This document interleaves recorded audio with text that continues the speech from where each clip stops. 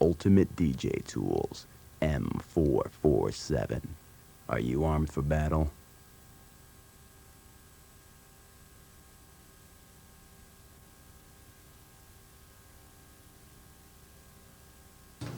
Up here doing Shure instructional video, Sugar Cuts. I'll be moderating this little discussion. Introduce yourselves. I'm Rhettmatic. P-Trix. J-Rocc. Mixmaster Mike. We're gathered around here in my living room. We got Wiz, Roc Raida, Mista Sinista, Total E, Roli, and we're just gonna discuss DJ issues. And I guess I'll start it off by saying that I started out DJing when I was 12 years old, and what attracted me most to DJing was being able to control a crowd, like playing music and watching people just enjoy themselves, and like the various emotions people would show, for me was like a real attraction, opposed to like MCing or graffiti writing. Like I was exposed to a lot of different forms of hip hop, but DJing definitely stood out the most. And I will attempt to explain the basic steps towards beat juggling. You know, people see like a Total Eclipse or Rob Swift or Mista Sinista and want to just automatically do all the technical, you know, Method Man routines, biz routines and stuff like that, but there's certain basic patterns that prepare you for that. I'm gonna use Phil & James or Funky Drummer by James Brown, and it sounds a little like.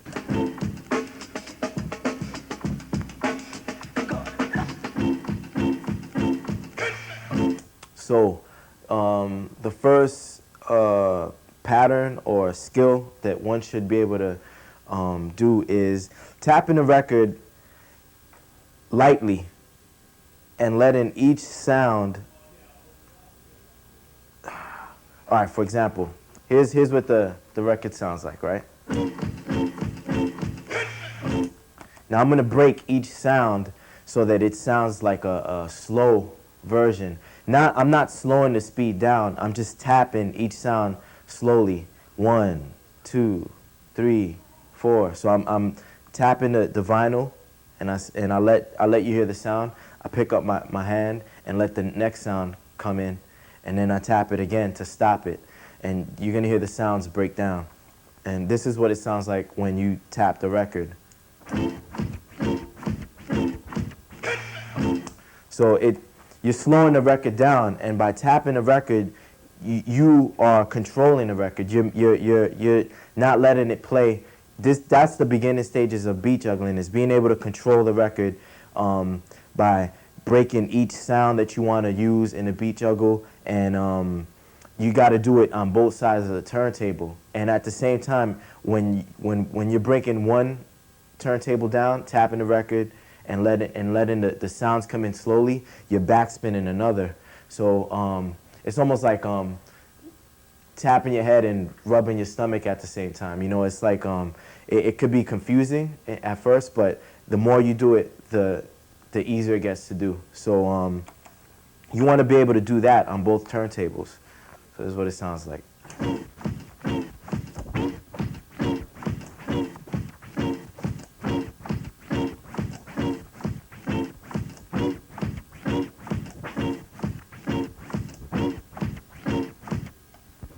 Then, after you master that, you want to try to get more technical and more technical. So the idea is to always keep expanding on that basic pattern. So be it a scratch or a beat juggle, you want to learn the basics of it and then try to intensify it and intensify it more and intensify it more till you just run out of ways, and then try to intensify it more, because there's always more you could do to a turntable. So whereas you may start off doing this.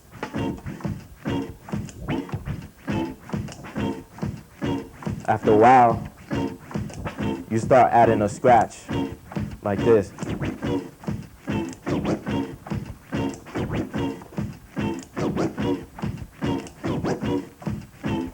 So it's, you know, now if you have two people doing that, the one that's adding the scratch in front of it, his is gonna sound a little better, you know? And that's the whole point, is to try to intensify what you're doing. Take the basics of it and then intensify, build on it. So that pattern allows you to branch off into other patterns and more complex ways of beat juggling. So let me see, another pattern which Steve D basically invented, which I don't know if there's a real name for it, but you know, people call it the 1-2 pattern. And this is what it sounds like.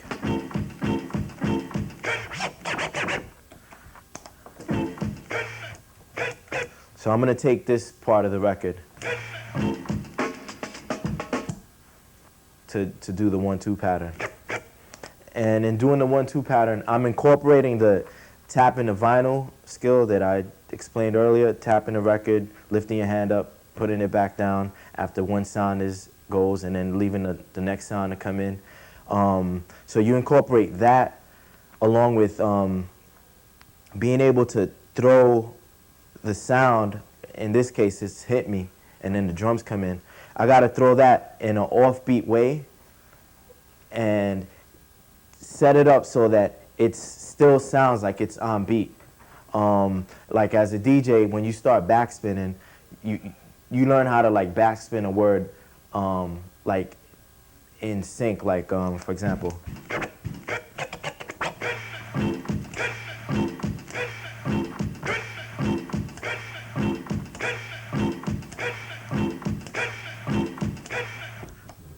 But when you're doing beat juggles, it's important for you to be able to throw things off beat, but still have the skill to use the tapping of the record to slow things down at the right time so that whatever you're throwing off beat falls back on beat. So with the 1-2 pattern, I'm not just going hit me, hit me, hit me. I'm throwing one off beat and the other on beat, and to make a beat, to make a whole, you know, syncopated rhythm, which is called beat juggling. So here's an example.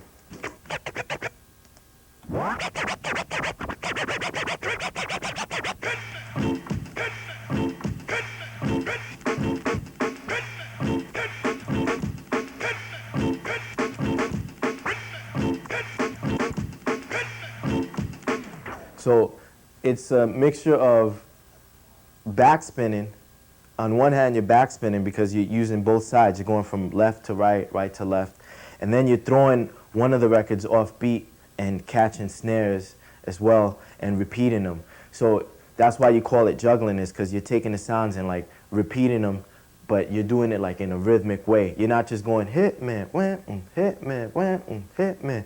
You're repeating sounds but in more of a rhythm. And in order for you to do that, you gotta be able to throw sounds off beat and manipulate a sound that may come right after you. For example,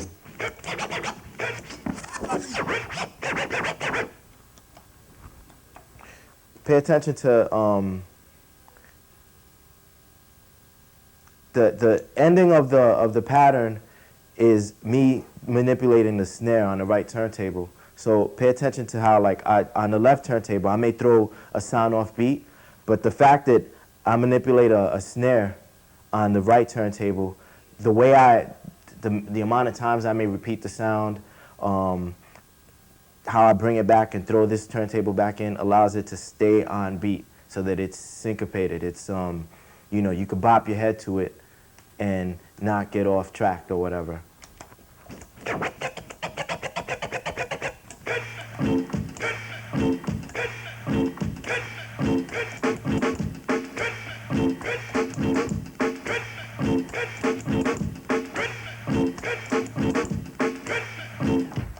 The reason I think they call it the 1-2 pattern is because you're starting on the left turntable. So, for example, that's the one, the hit me.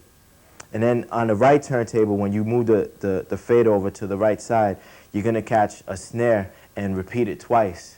So you have like, you know, one throw in here, and then you catch the hit me, that's the one throw in, and here you catch the snare and you repeat it twice. This is the one. There's the two.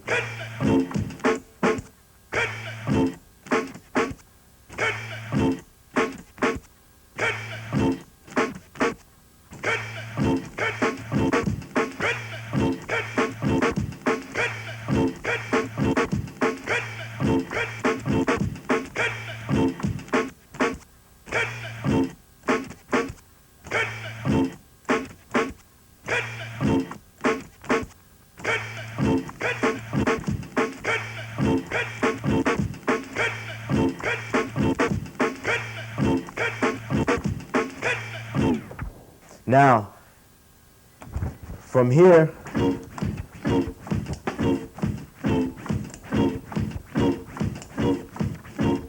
I'm gonna attempt to, there's a part in the routine where I make it go faster.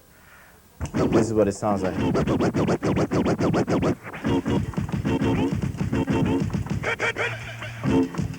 And that's, you're incorporating the ability to backspin, tapping the record, and then when you intensify it, now you're incorporating the movement of the fader real fast from left to right, taking each sound and not just using, you know, one hand to slow the record down, but now you're speeding it up using the same technique, tapping the record, but you're going faster now. So the basics could evolve into like a lot of different things, you know, so it's important to know all the easy stuff first. This is what the routine sounds like in its entirety.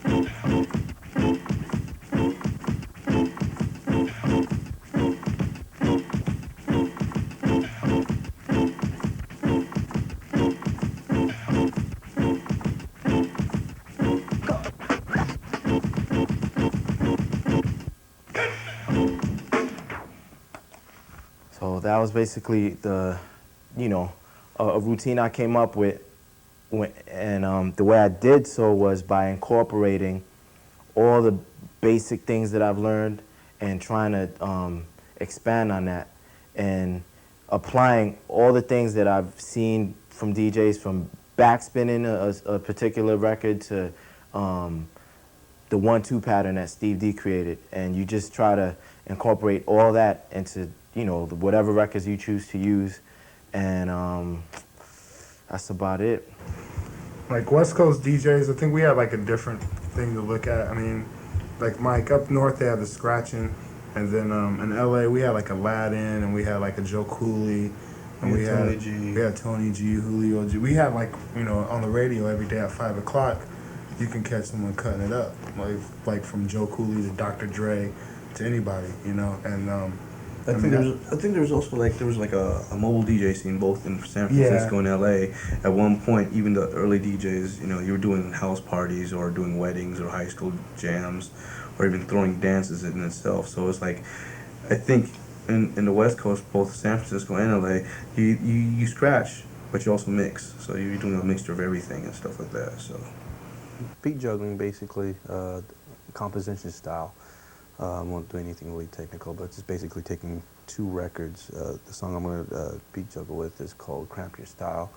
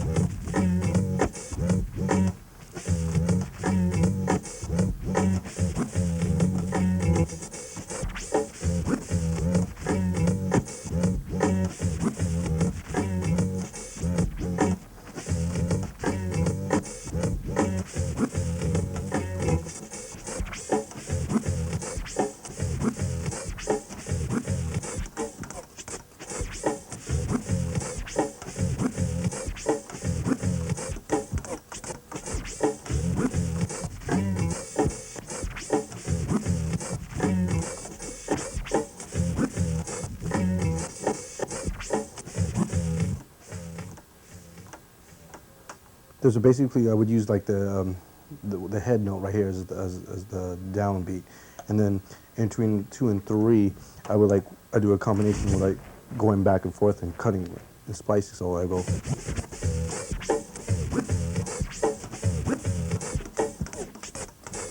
Right there is when I transform. Right there, it's different combinations.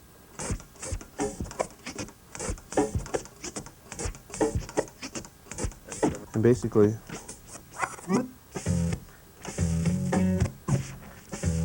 So I was just cutting this off.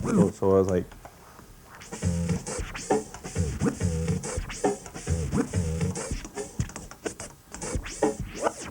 Basically, that's what I was doing. And then, so how to drum, basically taking out one record and using a kick and a snare that's pretty much was programmed together. So I'll use Eric B's President as an example. This is the kick. This is the snare. Kick, snare. And basically what I'm gonna do is I'm gonna do a combination of scratching and cutting, and then actually program my own drum patterns and stuff like that. So it's like.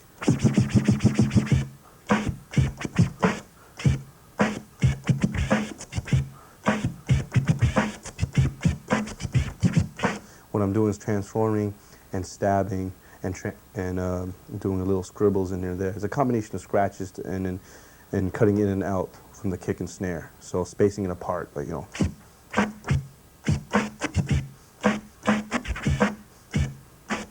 You know, just little kick and snare, you know, just little patterns. You can make so many patterns up if you know, like, if you study a lot of drummers or you listen to a lot of records or drum breaks, and you can try to emulate the drummer, but with scratching. So, you know.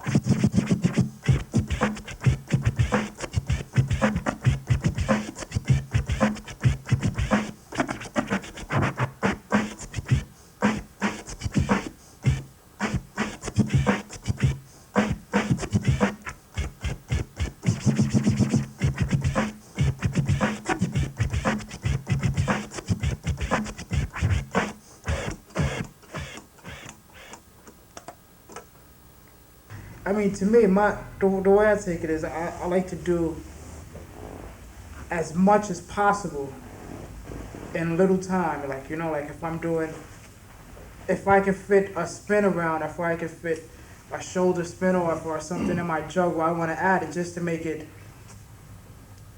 to keep both ends covered. This way it sounds good and it looks good. And it's like, even though it sounds good, it's technical, and the tricks that I'm doing with it is technical as well. This way, just to keep that balance, you know. My name is Roc Raida from the X-ecutioners. And what are you going to show us? Right now, I'm going to go through some body tricks, some combinations. Okay, I'm going to use which is 3 words. I got certain tricks that I do with just the bells.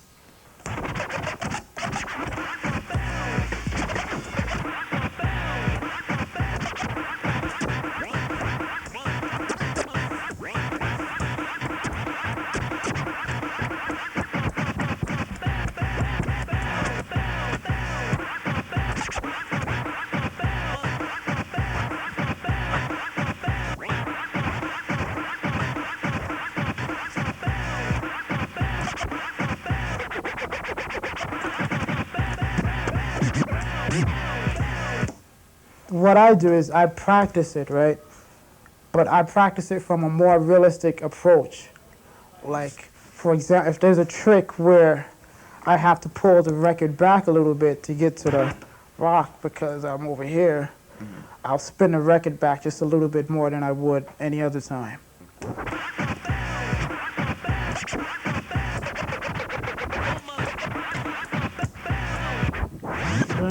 I do certain tricks for certain parts of the record. Like I might move the fader from behind with my back and go, because you need that little bit of extra time to get it on. And then again, you want to keep it on beat, so you need that little bit of extra time that the rock does give you. So it's like, rock the bells this way, because there's no other way to do that trick if you go off beat, you're gonna sound off beat. You don't want to do that. So you want to keep the trick sounding clean and looking, you know, and looking. I mean, once you practice it and just really get used to doing the trick, that's the key. You have to get used to doing the trick. You have to be able to execute your trick while you're drunk. Execute your trick while your table is shaking out of control. You have to be confident that you can do that trick no matter what you know, like what's going on. Like sometimes I do sets and I can't even see because they have the lights flashing and all that, and all I can see is my marks. I can't hear, and it's like it's real, like, you know. So it's like sometimes I have to follow my marks. For this record, for a trick record, I'll use a big nylon mark. This way, if I'm somewhere where there's no light on stage, I always have something to follow. So I'm gonna take the Rock the Bells and do, let's say, 3 or 4 combinations, okay?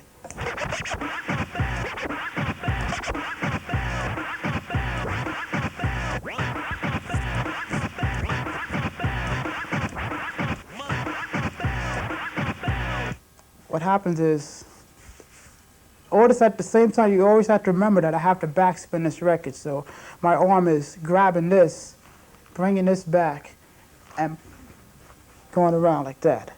So the whole thing is, while this is playing, so it's like I'm grabbing the record, getting it in position, and turning it around. My shoulder, I call that a shoulder spin off because I go right about here and spin off. I guess it's kind of like being a boxer, how you have a whole bunch of combinations that you learn one at a time, but then you learn how to put those combinations together. And after a while, you can just freestyle. You don't have to go up there like, okay, I'm going to do a jab and a body blow. It's like you can be like, whatever, I'm just going to freestyle the whole set.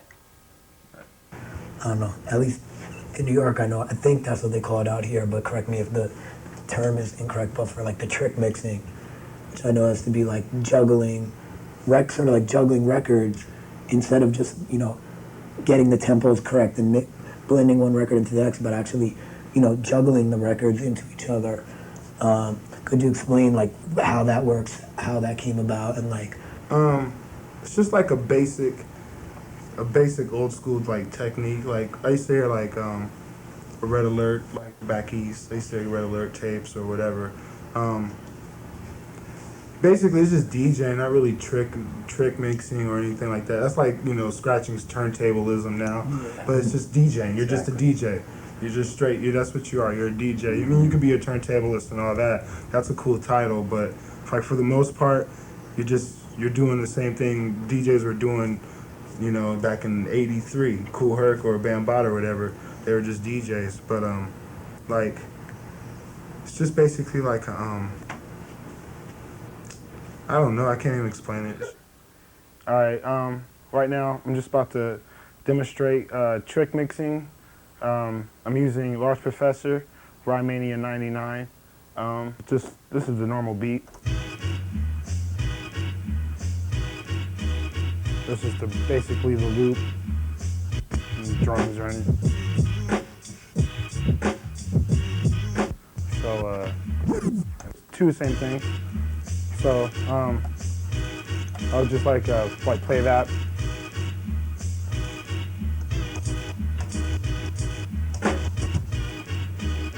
Basically, catching like the backbeat. Like sometimes I'll just like see this one's ahead by 1.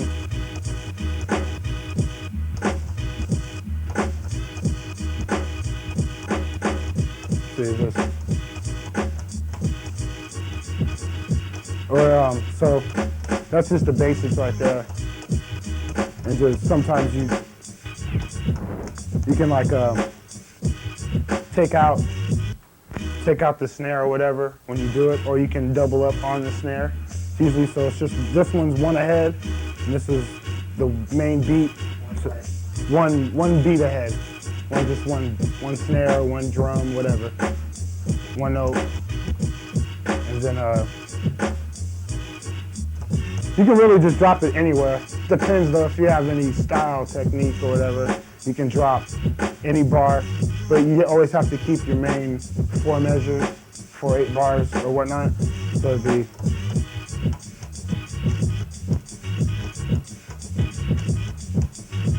see, that's just a basic, and then you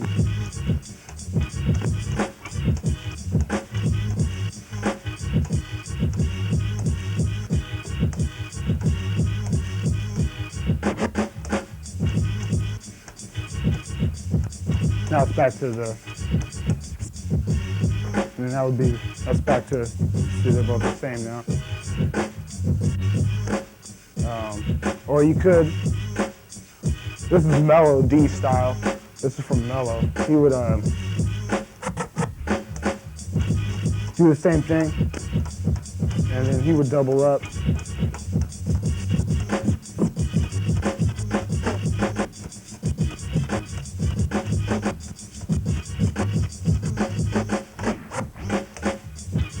Back to normal.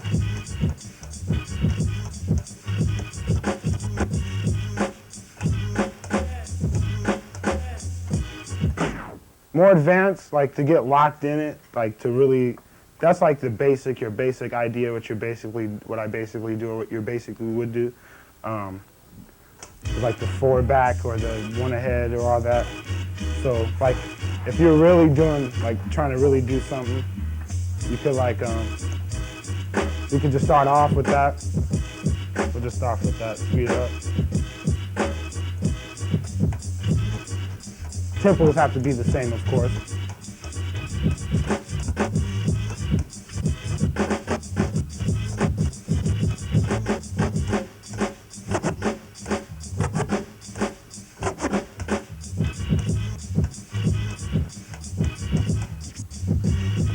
And then say you wanted to creative mix. Say I'm gonna go into Mob Deep Quiet Storm and like creative mixing, just trying to do something different, not really just play one record. Like, you could do this. Most DJs, when you're mixing, you would probably like throw it in, or you can mix it, or you could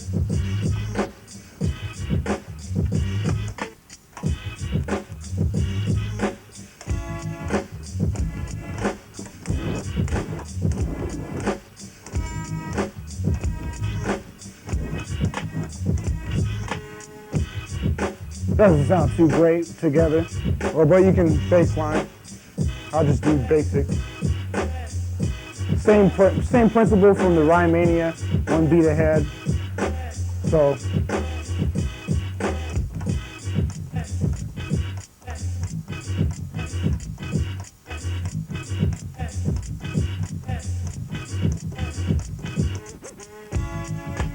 then that was basic mix.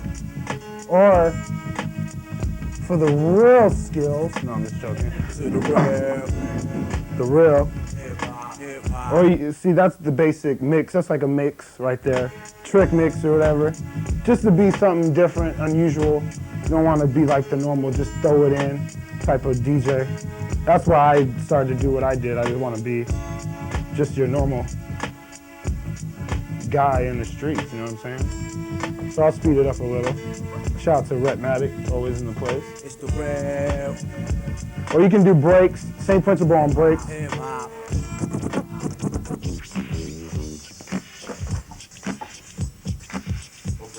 This is Sing Sing.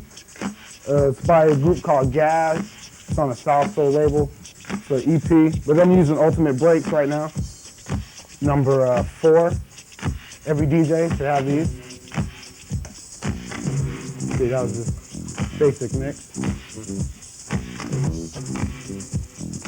We'll just do basic.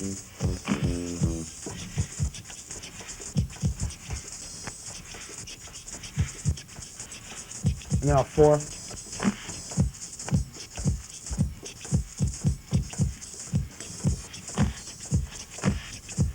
Bring it 1 back.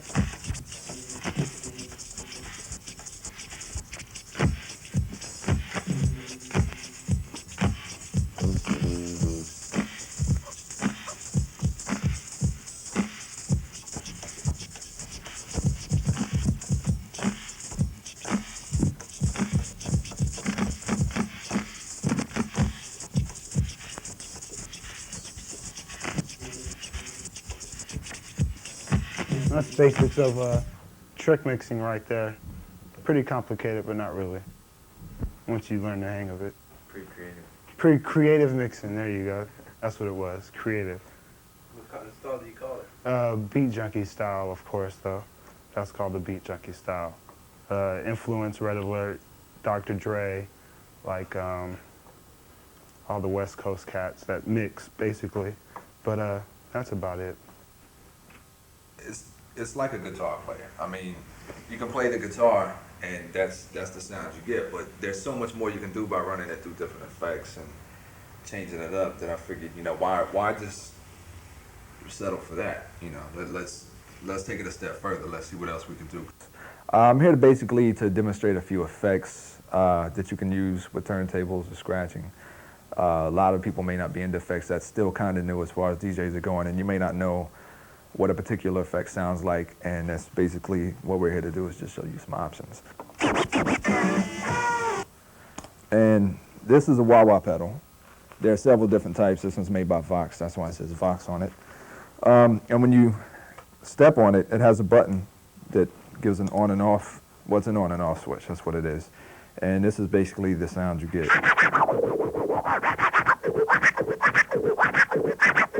As you bring it down,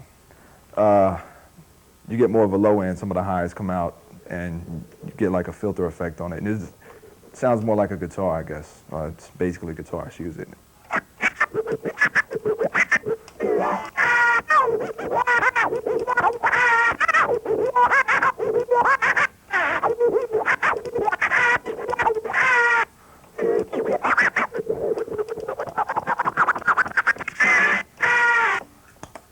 So that's basically what a wah-wah pedal sounds like.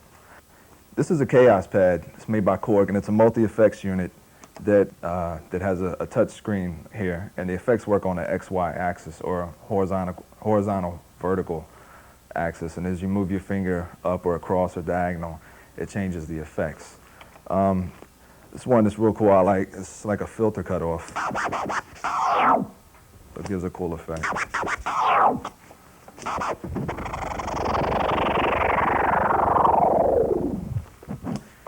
I was thinking, well, since you have to touch the screen to change the effects, how can you scratch the record, move the fader, and do all that at the same time? But it has a hold function on it. So if you find like a certain area that you like the way it sounds, you can hit the hold in order to stay on that effect.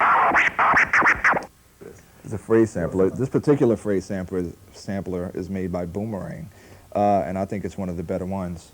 What you can do with this is, as you scratch or whatever it is you're doing, even if you're just playing the beat, you can start recording. And as soon as you stop recording, it'll loop it and play it back, so it'll be seamless. If you're doing a drum pattern and you record it, as soon as you stop recording, it'll keep drumming, basically. Let me just show you what I'm talking about.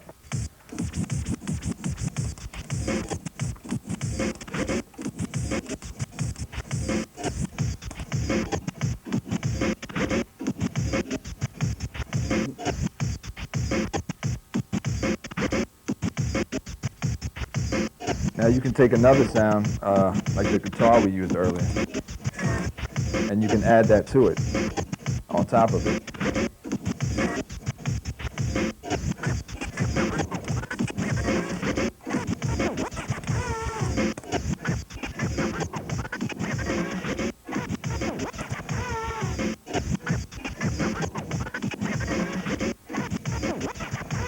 And if you want to add another scratch to it,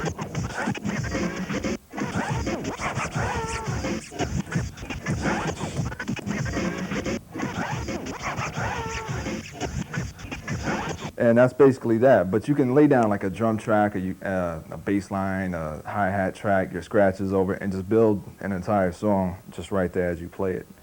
I'm into like really producing scratch soundscapes and actually trying to make music of the art, and taking it live on the road with me and trying to perform the songs as I do on my records. Really trying to make music out of the art, really. Scratch producer, scratch traffic controller. Who are you? Oh, I'm Mixmaster Mike, by the way. Invisible Scratch Pickles, DJ for the Beastie Boys. Okay. Planet Draconis, And I got this trick here where you purposely make the record skip.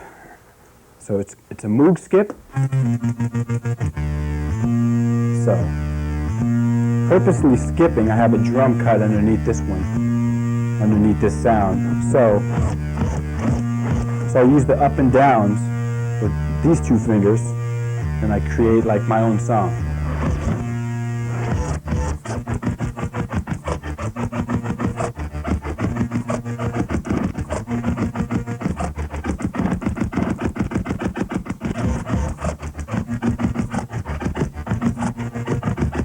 Then you can always break it down.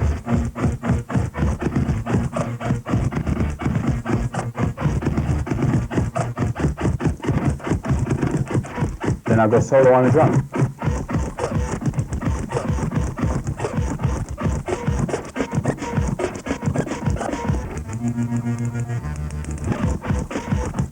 What?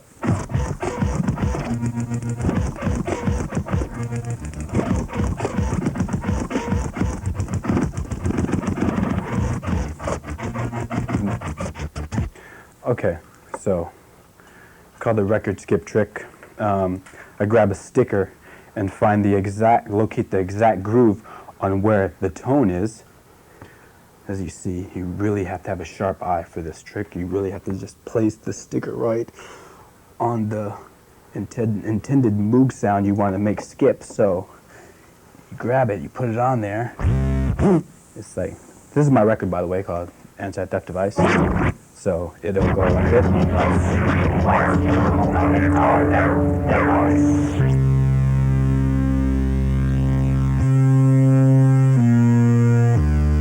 Skip, skip, skip, and then drum.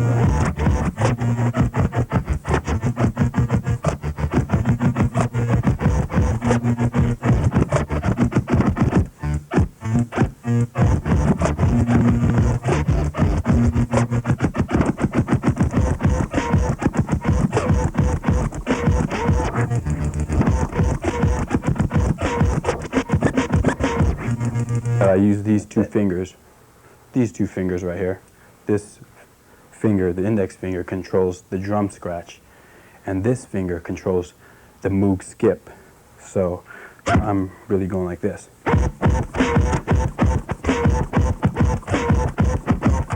And this is the Moog. So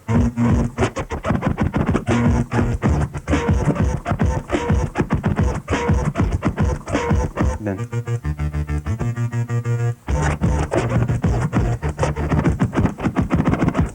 so that's that. The Moog skip scratch. This is a little horn that Public Enemy used. So this is what it is. Those who are familiar with sampling and stuff like that, that's that thing that Public Enemy used. And then you throw in a beat, and then you start the tweet.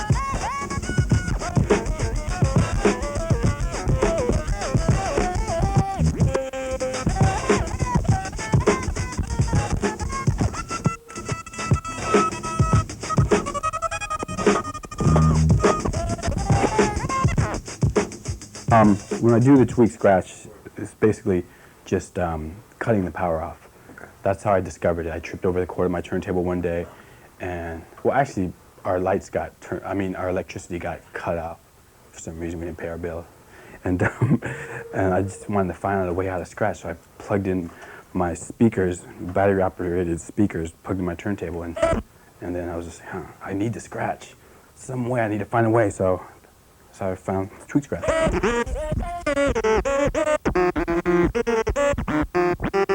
Right now, I'm just like moving the record, moving the platter with my thumb, and basically just creating rhythms.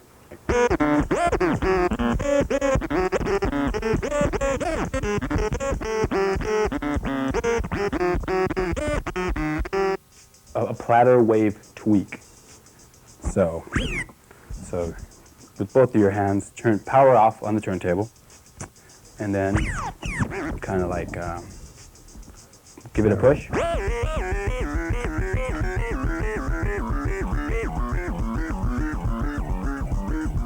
Kind of like playing the bongos, you know, like bop, bop, bop, bop, bop, bop, bop, bop, bop. So I'm like just like moving the platter with both of my hands.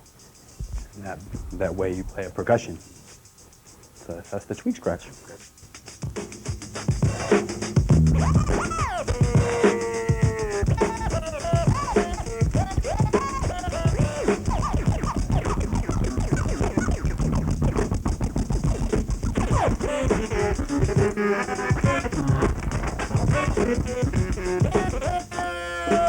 Okay, basically what I'm going to do here is there's 3 noises I work with, and there's a long, screaming, old dirty bastard sound, which is that, and then there's a horn stab, which sounds like this, and there's a percussive drum beat sound, which is snare bass. Okay, so I'll basically do a routine with one record, sounding like, you know, like this.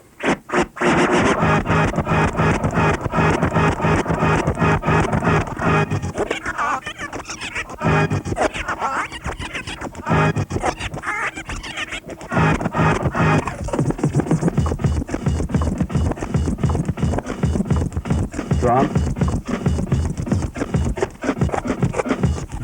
Stab, stab, stab, and the tone.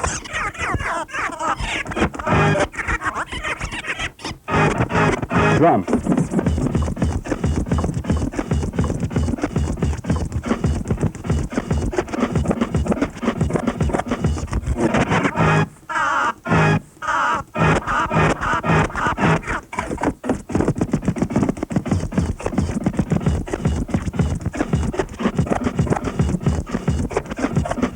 Swivel and end. So that's one turntable trick. Okay, say if it's skipped, it's on a different part. Okay. As long as I know where that snare and that bass is, I know where it is. It's like I'm looking at a clock, 12 o'clock, 3 o'clock, 6 o'clock, 9 o'clock. So I know, for some reason, I just know that if it's skipped, like, I don't know, 8 beats, it's like 3 turns back, and then I'll get that. You'll find it. This. So say if it skipped like half a mile or something, you just like.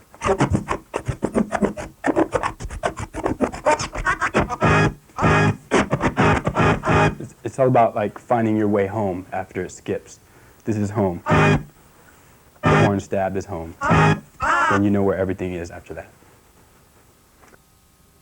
I try to be funky and soulful, but Sinista is funky to like the 10th power, you know, like if I make your head bop, he makes your head bop like Carter, you know what I'm saying? And it's something about Sinista's beats that just sound real funky. So like what is it about you think that, you know, or like when you sit down to in front of the turntables, like is it the record selection or?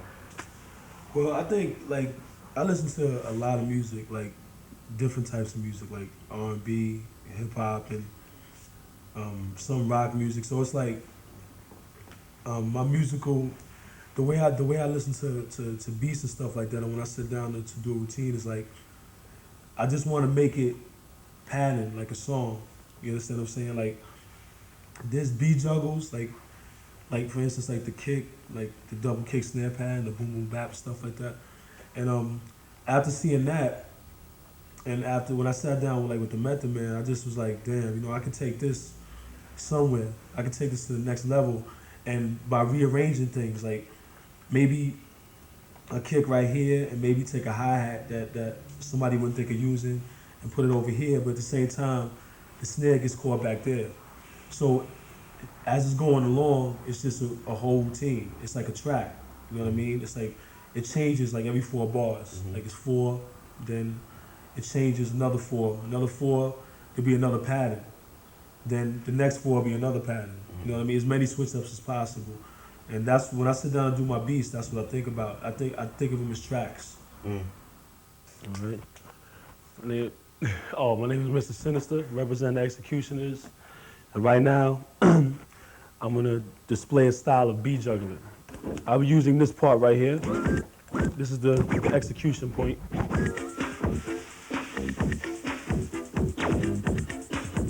That's the part I'll be using. And then on this side too is the same. All right. So now, we go to start. And you have to have like a point of execution, an intro. So for this particular juggle, some DJs use like word juggles, like word intros to intro what they're gonna do. But this one in particular, I'm just gonna start with the record to let people hear what it is. So let's start.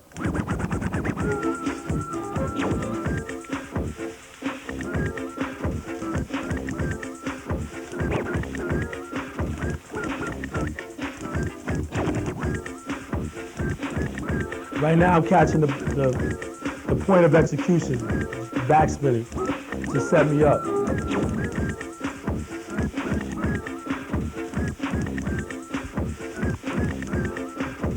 Now the next part I'm going to be using is this part right here, after this.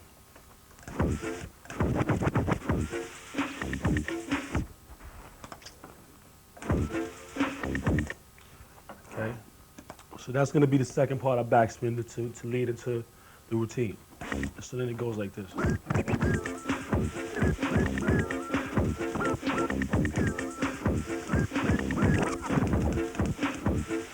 Now I'm spinning back the part.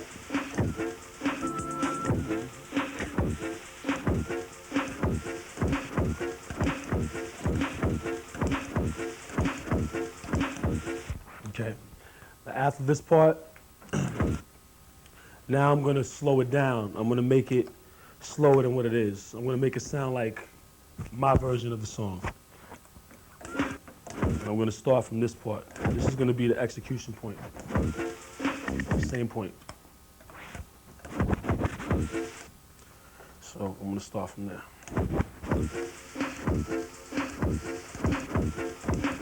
Now I'm gonna slow it down.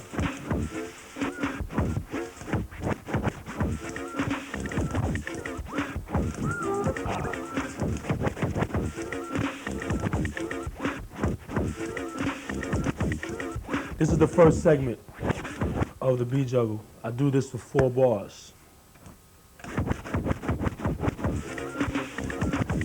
Right now, I'm slowing it down. I'm taking the execution point in the beginning, which is this, and I'm using on the other side this part, which is right after the execution point. And sometimes certain patterns that you do, you could throw a certain part in, and when you put the fader back, it automatically comes on like this. On this side, I use this, and then I use this point on this side. Then after I go boom, I put the fade over to this, and then I push the fader back, and the snare automatically falls. So just throw that in, let that go, throw that side in, and then put it back, and the snare automatically comes.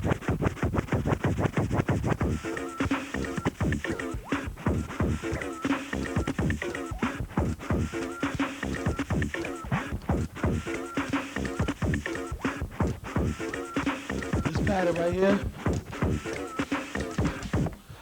it's kind of hard to explain, but I'm gonna try to do it. It's the same pattern, the 1, 2, 3, but then it goes to another level where I'll cross the fader real quickly. Basically what it is like this. I'm gonna do it slow so you can see it. After the 1, 2, 3.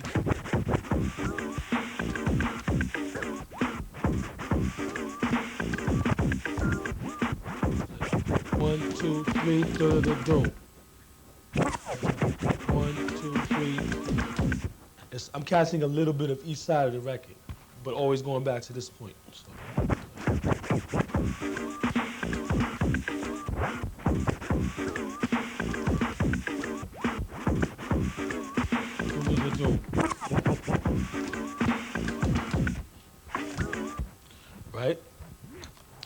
So I do that for 4 bars.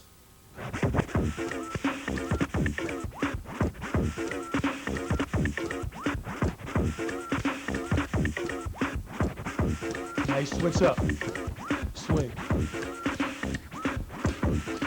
Now I take it down to a different part, which is a snare. Another part, which is right here. So it's like.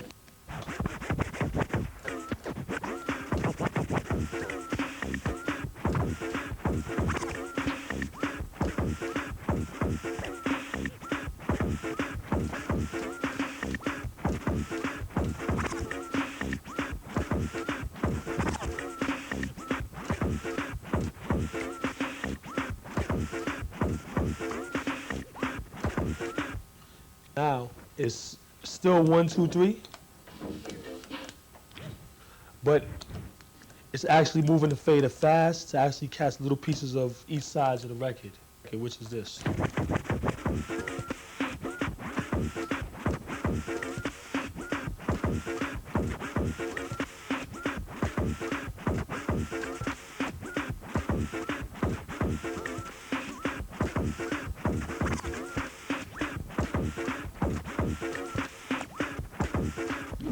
You notice how the snares are going 3 times, bap, bap, bap, but it's swinging. All this is 1, 2, 3, 4, catching different little pieces of the record. Okay, now this is a different segment, which is this.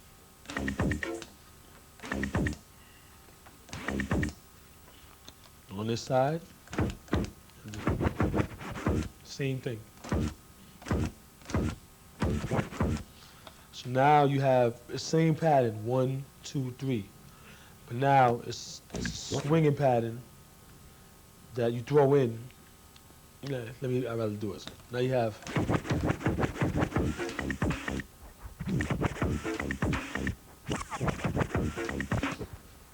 One, two, three. 1, 2, 3. Now you have.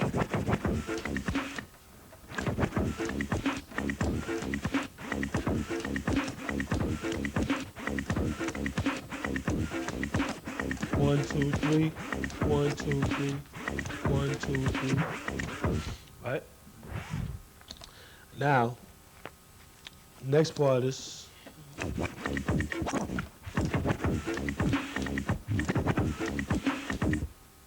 now you have 1, 2, 3, 4, and 4 is this. So now you got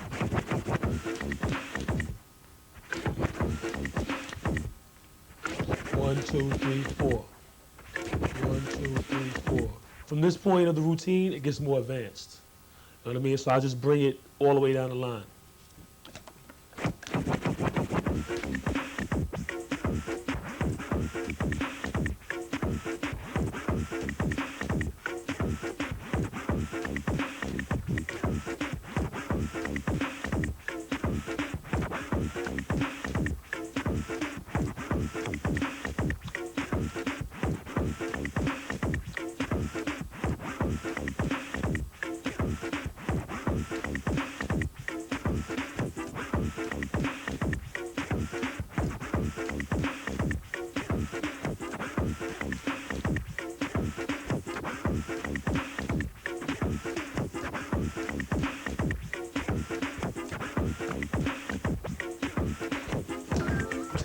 That's the end?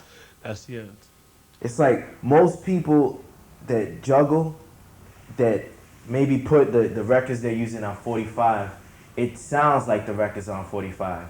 But for some reason when Eclipse does it, it's fast, but it doesn't sound as fast. Like it still has a real funk to it.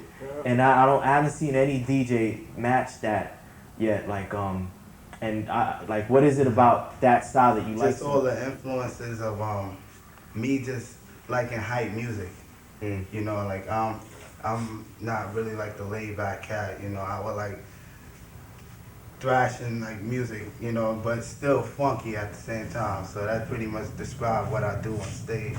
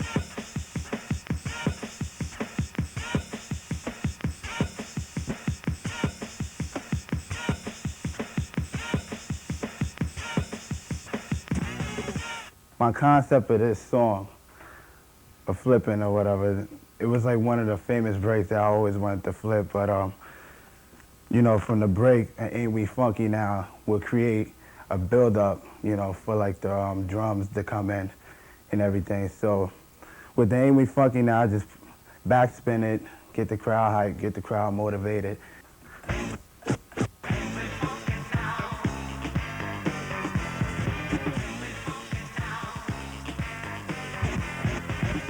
So basically, I'm just backspinning like the theme of it.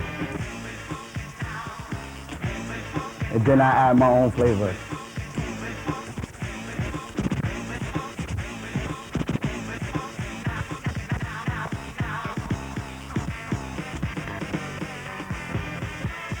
When I think of the routine that I'm coming up with, like, I just practice, keep coming up, you know, with like different patterns until it fits, whatever. And then whatever pattern fit with the transitions, I just go with that pattern.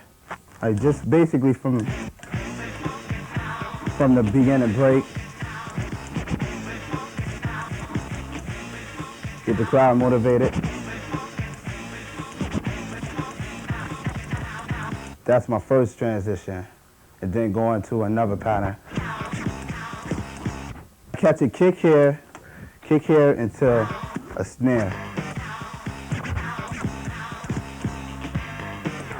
So basically what I'm doing is going into another transition right after that pattern.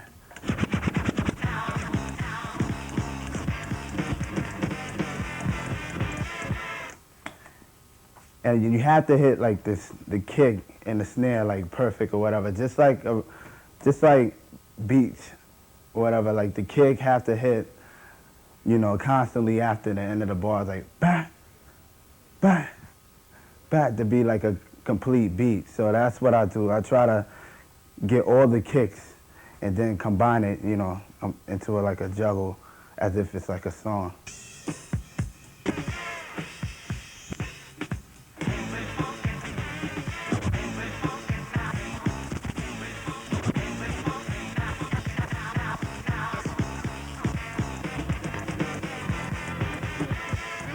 This when I go into like all the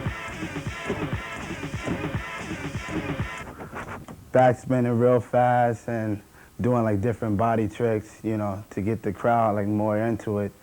And then I'll just hit them with the total impact.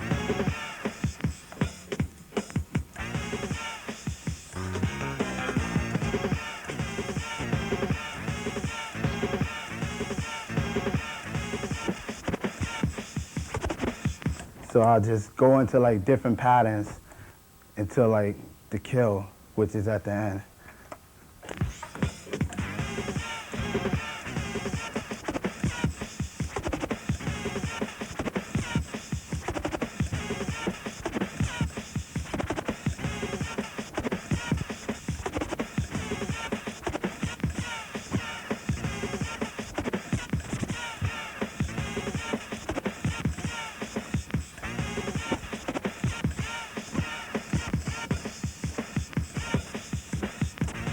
Well, you get the point. That's like, a lot of my stuff is all accidents. Like, sometimes I'll just like bump the power off, and then all of a sudden I just keep beat juggling, and then I'm like, damn, that sounds dope. And then like, accidentally got the fader in the middle, and I hear like a cool sound. I'll just want to keep that and just keep adding on to it. Is that advice too? I guess, I mean, just like keep your mind open. I mean, you don't know what you're gonna hear, you don't know what you're gonna do. And then, I mean, just like apply what you do. Like try different stuff to it. You never know what will come out. Just gonna do some beat juggling, like my style, I guess, beat juggling, like little innovation, more technical style. I'll be using the business by De La Soul. Be using like the big game part for like little intro. Probably up to that.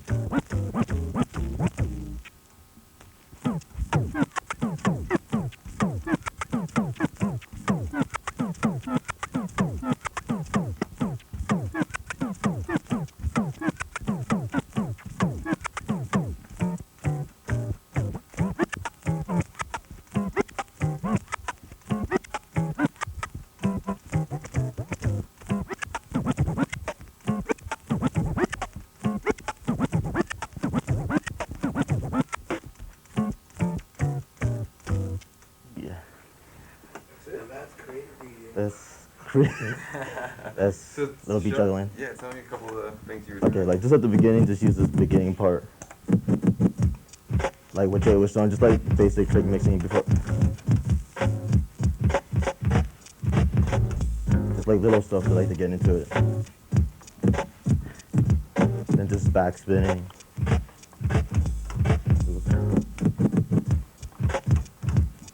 Just like back spinning at the beginning, and then just like he's doing like one in front of the other to do like a roll effect.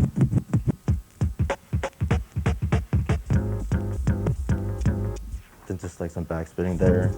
Like I'm kind of like it's like a fill in, like a hi hat, but like it takes the place of a hi hat, just like a push.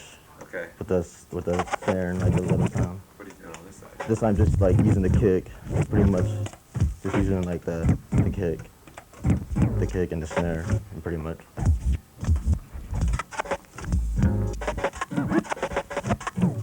Like that. And then stuff like with one on 45, and then one on 45, one on 33, just pretty much like drumming on each side and making the beat juggle at the same time. And this side is like that. I'm like doing the same thing with the 45 and the 33 to give it a different sound effect.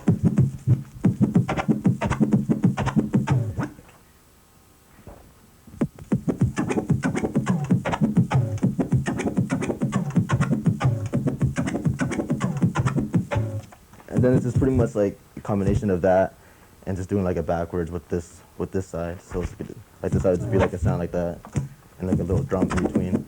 It's just like a little change up with the pattern before. Just gonna add that in there.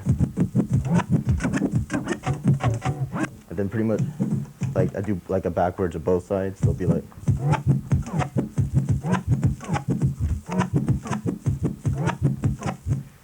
and then like more like a broken down part.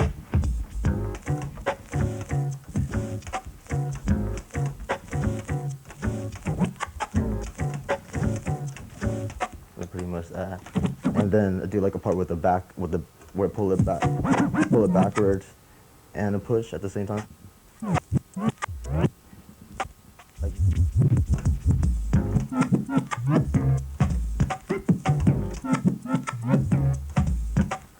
and then pretty much like the last pattern is like with the power off.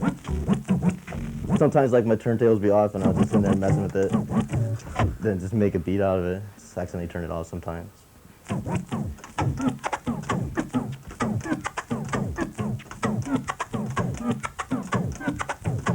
And then at the end, I was just doing pretty much like a one record beat juggle, just kind of like drumming, but it's like kind of like beat juggling at the same time, but just one record.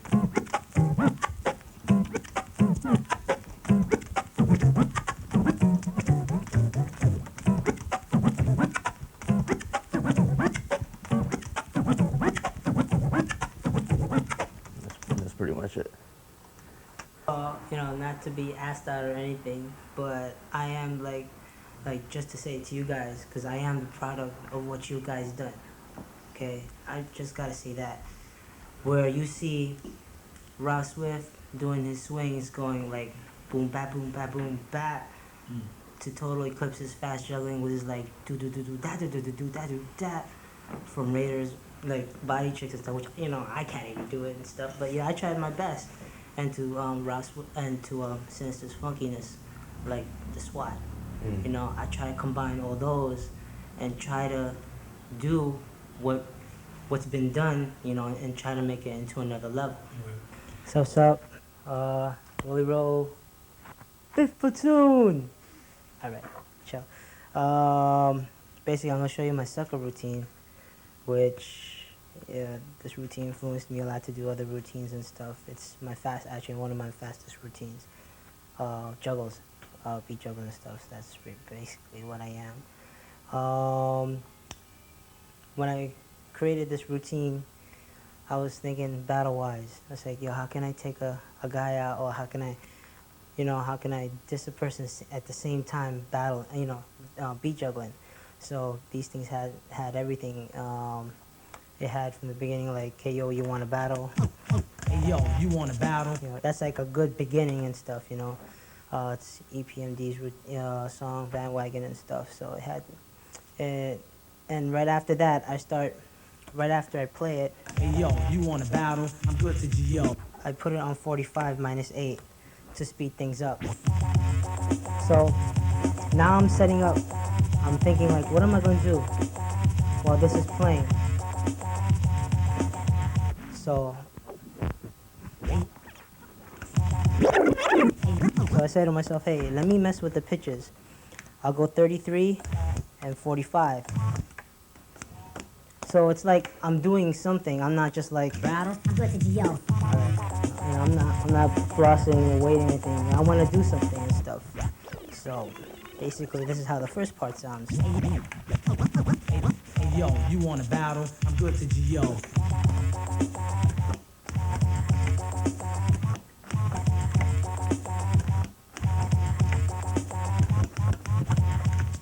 Now, so that's my intro. Usually when I beat juggle, I create stories. Meaning, like I would create the starting, you know, how it starts off, hey yo, you want a battle? That would be, and then I would start, and that would be, hey yo, you want a battle? Go to GO, and what you just heard with the 45 plus A minus A, that's my intro. Now I'm gonna get to the story. Okay, so this is how the story goes. Just cueing, it's just simple cueing, back cueing. Now I want to add like a word on it. So I was waiting for a while, and it came with the word sucker. I was like, oh dip, that sounds cool. So let me try to add that to it. So I was just back cueing. I was waiting for it, and then sucker. So it's basically all in timing. So that's where the sucker came in, and I'm like, yo, that's some battle shit. You know, I'm gonna take everybody out, man. Yo, I'm gonna win. So you know, fortunately I didn't. So that's the. So then there's other stuff. There's other things that are on it. Sucker. Sucker. Now this is the story.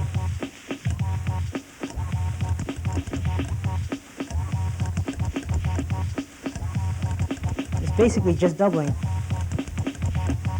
I was like, dang, that really sounds too bland. Let me add the disc. Let me backtrack it. Let me cue it back to the sucker. So there'll be added more flavor to it. So now I have a story, you know, that has hard words and stuff.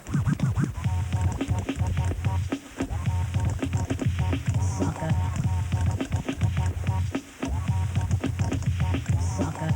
So I'm calling the person out and everything, and I'm like, wow, now I gotta hit him. Now I gotta hit this beat some more. So I'm gonna go to the next level, which is basically more beat juggling, taking the fader back and forth. Yeah. So it sounds like there's taking the two records, beat juggling it, and try to make all the snares come out. So there's like a lot of snares coming out, and it's like flying all over the place. That's what I wanted to do with this beat too.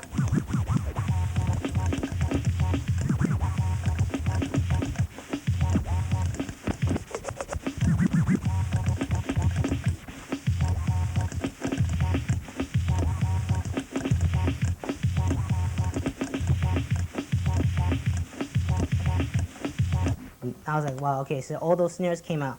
Now I wanna bring it back and say, you know, sucker to the guy. So I'll just cue it back. Sucker. Now the main purpose of the beat juggling is also breaking it down, making syncopated beats. So now it comes to my part where I start breaking it down and bringing it more into more deeper concept of beat juggling.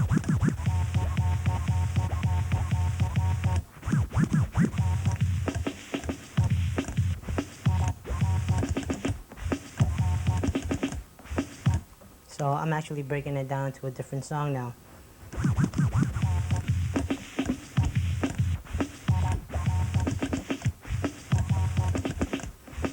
So I figured, wow, that looks simple. But if I bring it back more, I got the snare behind the snare, and it's hot. You know, it's almost the same concept also. So I try to make it look hard too. So there's a secret into this. You could tell like this is the same what I'm doing now. Hey, hold on. So I bring it back to make it look harder. Voila.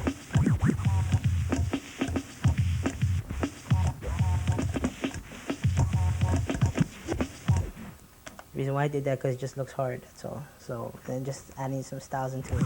Then I ended off with a broken chase. In the East Coast it's called chase, in the West Coast it's called strobing. And what it is taking the record and one would follow right after the other. Okay? For example.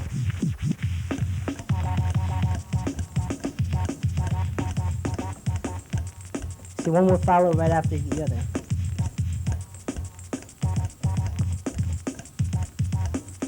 That's what a chase is. A broken chase. Well, broken chase is my term. I don't know if people use it, but broken chase is like where you take one or the other, left or right, and you're breaking only one down. You're breaking this down while this is always being held.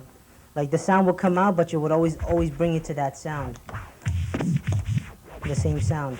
So you're not tapping both of them down. You're just tapping this down. Okay.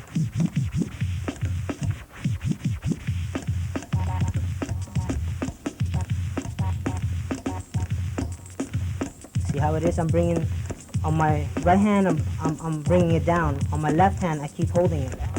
So that's what I call broken chase. And now I wanted to think of an ending. So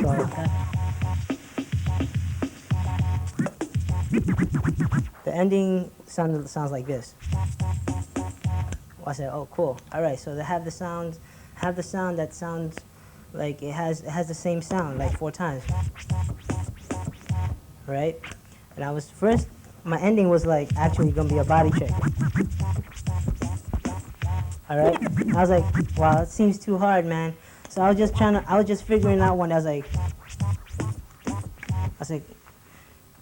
was trying to figure trying to slow it down or something, see how it sounds different. I was like, wait a minute, I could actually change the pitches. It's like, that'd be a cool ending. So it'll be like, bring it lower to 33, back to 45. And that's how sucker routine is made. All right, this is called the sucker routine. Hey yo, you want a battle? I'm good to G.O.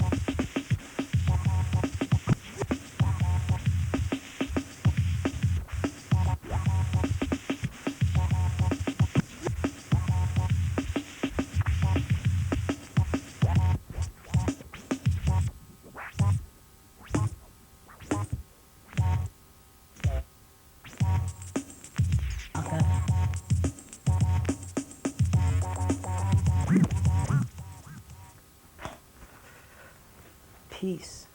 I'm still influenced today. Like, whereas I may not be as influenced by Steve D today, now I'm maybe more influenced by like a younger DJ, like a P-Trix, let's say. You know, like I think it's important to,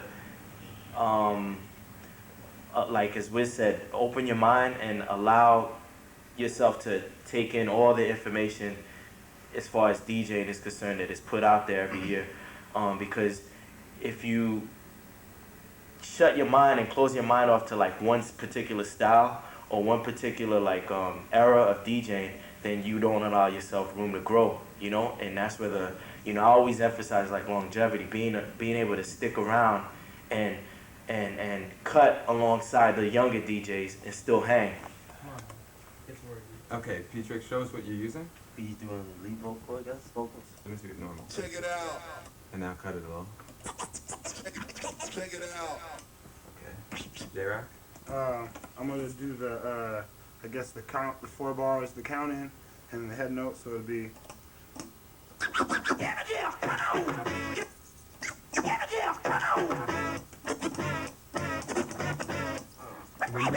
Explain what you mean by that. Like, like to tell everybody when to come in. So every like 4 bars, that would be in, you know, every 4 or every 8. So we know when like Rhett will tune out, or he'll switch up, or something like that. So like he'll know when to start, and he'll come in right there instead of just coming in on it. I don't know. Sounds a little better. And what do you got, Rhett? I have a kick and snare, bukkake, which basically I'll play the role of the drummer. So that's the sound of that. And play normal, and I'll play like what you're gonna try to do with it. Let's do it a couple more times.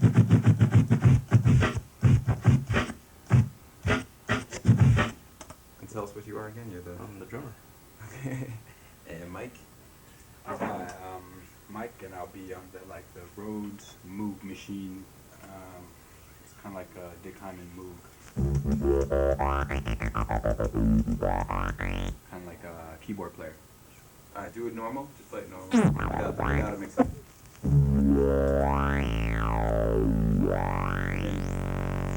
Mic effect on it.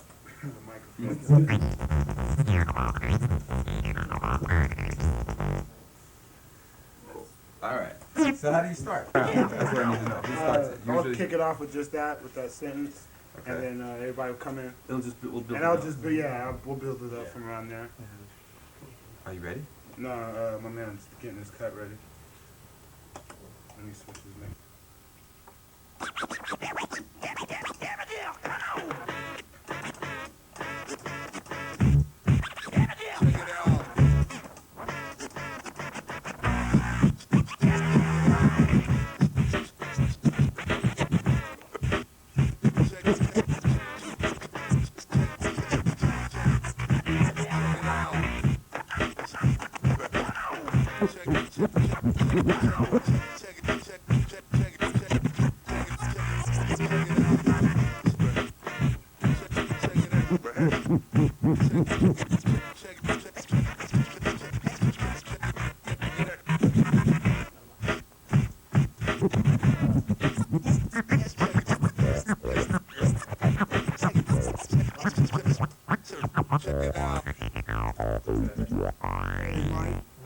You have hey, let's hear this. I want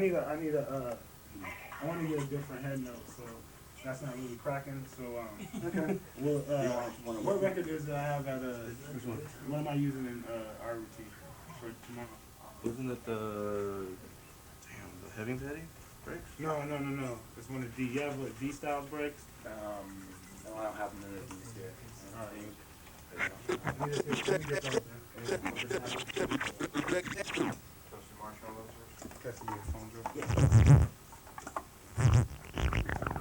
Whippersnapper.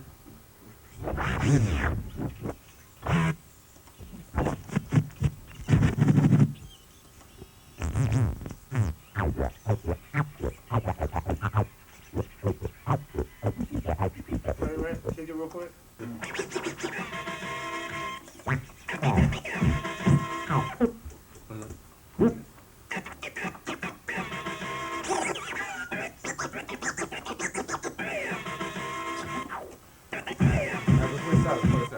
Tell us what you just did. I switched up from what I was using before to something a little bit more in it. So it's just not a blend. So it's just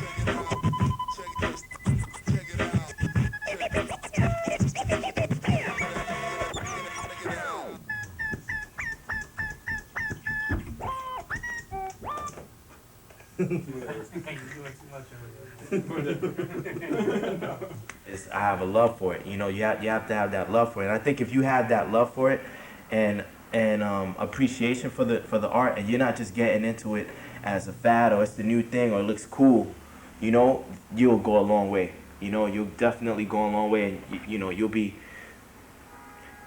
the intention that you have while you're practicing will be pure, and you'll be able to come up with like just so many different styles, and you'll get good just on your intentions, you know, like where you're coming from. Is it like your heart that's into it, or are you just doing it to get like fame? You know, I wonder like what happened to DJs that have won battles and you don't hear from them ever again.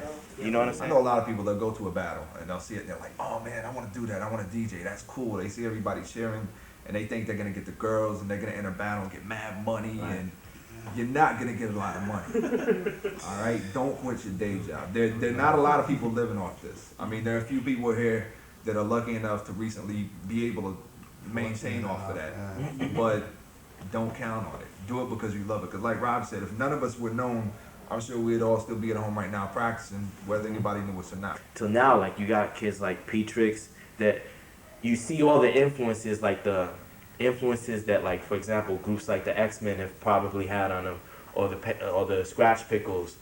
But now you see how, like, it's grown. You see the little influences, but you see how, like, he took ideas and tried to incorporate them into his personality and take shit to the next level, which is like one of the most important things for any up-and-coming DJ is to like, it's okay to learn and it's okay to even bite. Like I myself, I'm guilty of doing routines that other DJs have done when I was younger coming up and learning them to the T, from the way they started it to even the mistakes, how they did their mistakes to everything.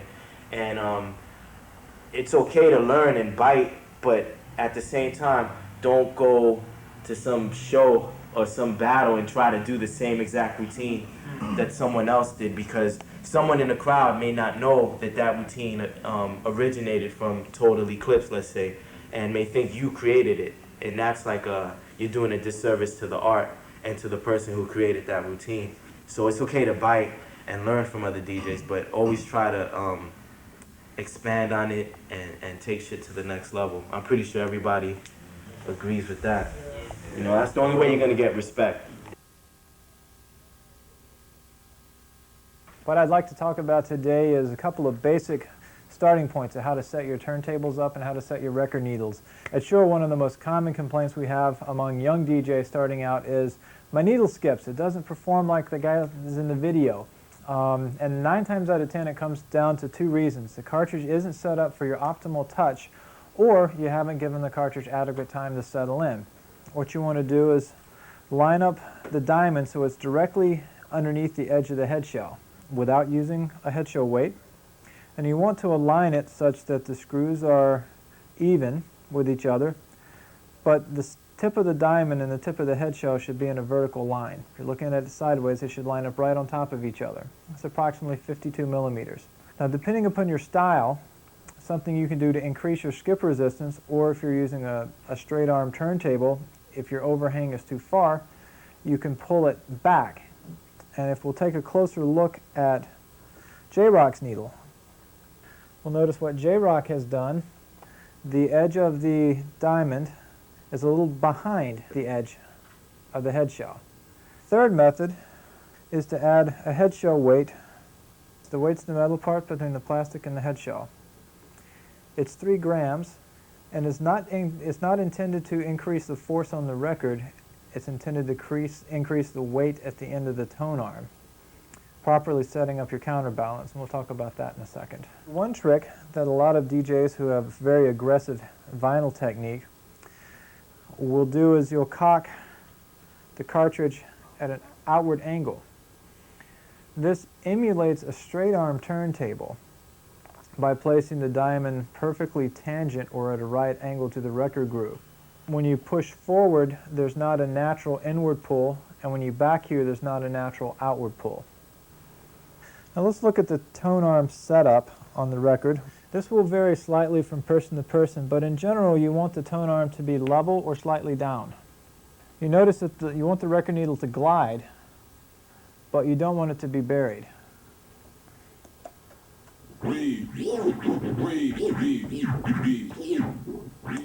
Now we'll look at another variation.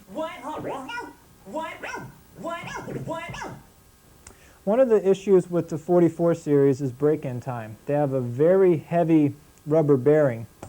And the best way to accelerate the break-in time, in addition to practicing, is to let your needles sit on the platter like this for a couple hours, 2 or 3 nights in a row. One of the things I like to demonstrate is how to properly zero out and add weight to a tone arm. So if you have a 3.5 gram weight, you know that you have precisely 3.5 grams. In traditional turntable fashion, what we want to do is pull the head shell weight, or pull the counterweight all the way back, slowly add weight until the needle just floats above the record by itself. That's a little too heavy, so we'll back up. It's just barely floating off. This is our zero balance point. Now, if you'll notice closely, there's a gauge of numbers, and these number gauges move independently of the counterweight. So if you put it over the record, it's not going to go down. It's just going to do its thing. Just barely float. And we're going to zero the meter, or the reference point to 0. At this point, we have no weight on the arm. To add weight, I just rotate it. That's 1 gram. That's 2 grams. It's 3 grams. 4 grams all the way around. I'm going to leave it at 3.5. So now when I place the needle on, that's precisely 3 grams, which happens to be the recommended tracking force for the 44/7. Now, something that a lot of DJs will do in the unorthodox domain is reverse the counterweight. And when we reverse the counterweight, you take it off and you put it on backwards. Now, a lot of people do this out of habit, but what you're doing is you're pulling some of the weight further back, so you're not adding as much weight. When you do this, the dial is useless. It doesn't mean anything anymore, and you're setting it up by touch. One important thing is to only use as much weight as necessary to get the skip resistance for your cartridge.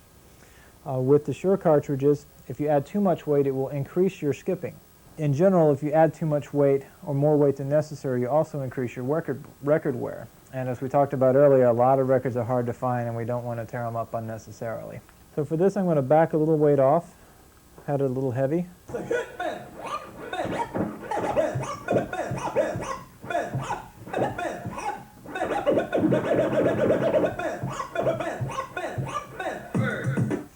Some factors that are not related to the record needle that affect skipping: the holes inside your record. Over time, they'll wear. And if the hole becomes loose, you can see that this platter barely moves. But after hours and hours of juggling, this hole will get bigger. And you can see, if you look really closely, there's a few pieces of Scotch tape on the inside to take up the extra space. Another issue is your slip mat. Your slip mat should be very, very slippery. Most of the time for scratching, your slip mat should not stop the platter. And if we watch closely the edge of the platter, when I pull backwards, you'll see that the platter doesn't stop. Something else that can cause inconsistent performance is if your tables are on an angle. You want your tables to be level and a level playing surface. At some point, I can make anything skip if I hit it hard enough. Anything else? Also, sometimes on your scratch pads, kids out there, sometimes your scratch pads aren't good enough to slip back and forth by themselves. So what some DJs will do is get the slippery plastic, from a record that you would get, the plastic, and cut it to the form of the record or the form of the scratch pad and put it underneath.